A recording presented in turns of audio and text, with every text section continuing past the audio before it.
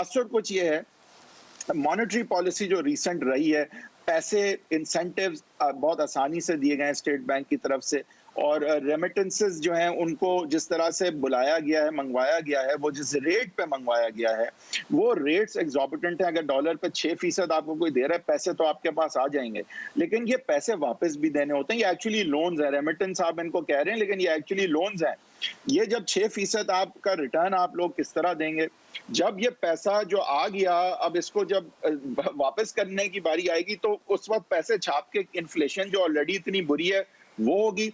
IMF के हमने शिकों से अभी तक हम पूरी तरह निकले नहीं हैं। इसमें लग ये रहा है कि आर्जी रिलीफ जरूर खान साहब ने दी, और पैसा फ्लोट करके, पैसा देके और इंसेंटिव दे, ये बता दें, क्योंकि देखें manufacturing, real jobs, real manufacturing, where is that? जी, it's never been here, but जी आलिया बिस्मिल्लाह।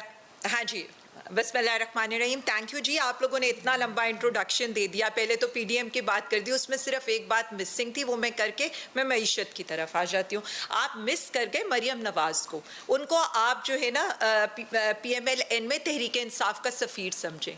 जितना नुकसान उन्होंने इस तहरीक को और PMLN को पहुँचाया उतना किसी ने नहीं पहुँचाया। अब आ जाए जो आपकी बात है कि हम क्यों सेलिब्रेट कर रहे हैं और हमने क्या किया है। ये एक सेकंड, ये पहले बता दें आप उसके ऊपर कह रही हैं। जी जी, मैं हर बुनियाद पे कह रही हूँ। आपको ये पता है कि जितना नुकसान PMLN को उन्होंने पहुंचाया है, सबको पता है, चाहे गिलगित बल्तिस्तान का इलेक्शन हो, चाहे कश्मीर का इलेक्शन हो, तो हमें भी बता देना कि क्या है, किस तरह पहुंचाया। देखें जी, जितनी बुरी तरह से PMLN को गिलगित बल्तिस्तान और आज़ाद कश्मीर में शिकस्त हुई है, उसके बाद जिस तरह से सियालकोट का बाई इलेक्शन ये लोग हारे, जिस तरह से ये इन्होंने गड़ी खुदा बख्श में जाकर पीपल्स पार्टी जिंदाबाद के नारे लगाए, वहां पर जाकर माथा टेका, तो ये तो PMLN का नुकसान था। और PDM तो उस दिन ही तितर बितर हो गई थी जिस दिन इन्होंने ये राग अलापा था कि जी आर होगा या पार होगा, तो आर भी हो गया और पार भी हो गया और PDM का जनाजा भी निकल गया। इसलिए हमारे लिए PDM टोटली इररेलेवेंट है।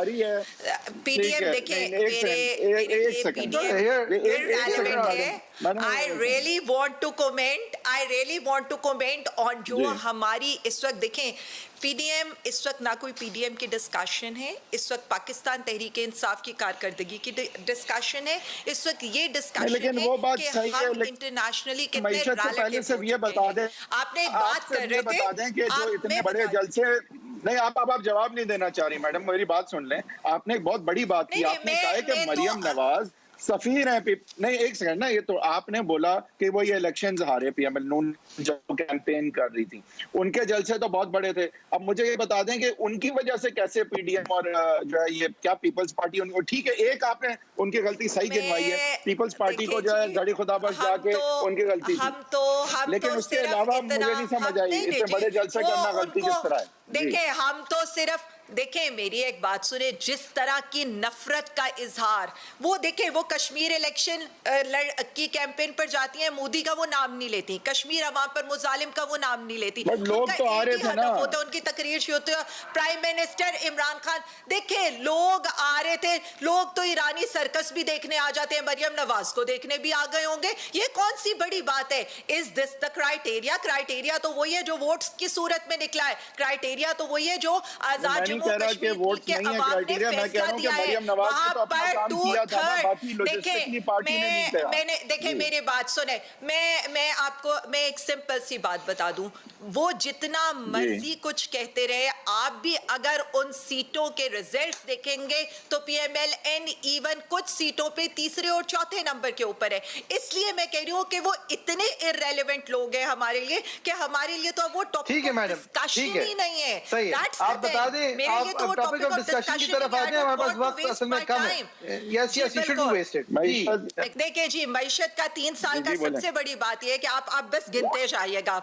Ease of doing business 16 point आपका हमारा इंप्रूव हो गया। ऑटो सेक्टर के अंदर 26 नए एंट्रेंट्स आ गए। आज वो मोबाइल जो कभी हम इंपोर्ट करते थे, आज पाकिस्तान में 26 नई कंपनीज और बड़ी बड़ी कंपनी सैमसंग जैसी कंपनीज यहां कर इन्वेस्ट करी है और आज पाकिस्तान मोबाइल एक्सपोर्ट कर रहा है। फिर आप आ जाए हमारे जो इलेक्ट्रिक मोटरसाइकिल्स हो या ये सब कुछ, इसके उसके अंदर इंक्रीज हो गई है। ऑटो सेक्टर आपका परफॉर्म कर रहा है। फिर अगर मैं आपको बताऊं, आपका स्टेट बैंक ऑफ पाकिस्तान का बिजनेस कॉन्फिडेंस सर्वे जून 2021 ये कहता है कि हमारा इंडेक्स 6 पॉइंट इंक्रीज हुआ है। आपकी तकरीबन कोई 1000 लार्जेस्ट फर्म्स ने SECP के साथ जो जिसमें 20 डिफरेंट मैन्युफैक्चरिंग एक्टिविटीज है, they got registered in last 8 months. IMF ने हमारे लिए जो पाकिस्तान के लिए उनकी प्रोजेक्शंस थी GDP की, दे हैव इंप्रूव्ड। अगर आप ये देखें कि पाकिस्तान ने अपनी 31 पोजीशन इंप्रूव की है on the trading across border index के ऊपर, and that's the proof of हमारी ईज ऑफ डूइंग बिजनेस का। पाकिस्तान की पोजीशन 142 होती थी, now it's 111। Pakistan top reformers के तौर पर आया है साउथ एशिया के अंदर। अगर आप उसका देखें ग्लोबल नॉर्मक्ले इंडेक्स का, इकोनॉमिस्ट का, तो पाकिस्तान इज एट नंबर 3। अगर आप फिच की रेटिंग देखें जो नेगेटिव में थी 2018 में, दैट इज नाउ स्टेबल।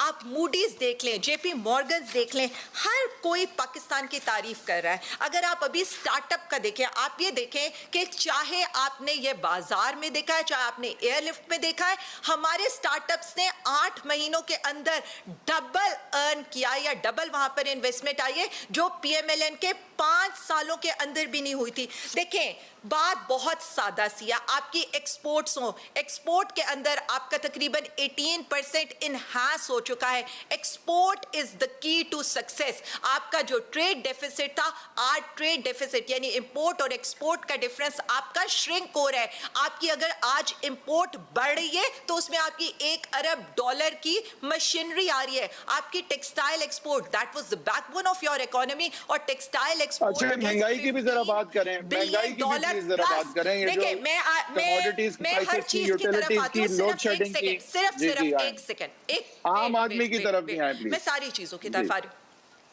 आम आदमी को यही लोग एम्प्लॉय करेंगे। आप सिर्फ ये देखें, आप सिर्फ ये देखें कि वो चीज, एक मुल्क जिसके ऊपर $16 बिलियन जिसके रिजर्व पड़े हो, यानी आप अपना गुजारा नहीं चला सकते। आज वहां पर रिजर्व 27 बिलियन प्लस हो गए हैं।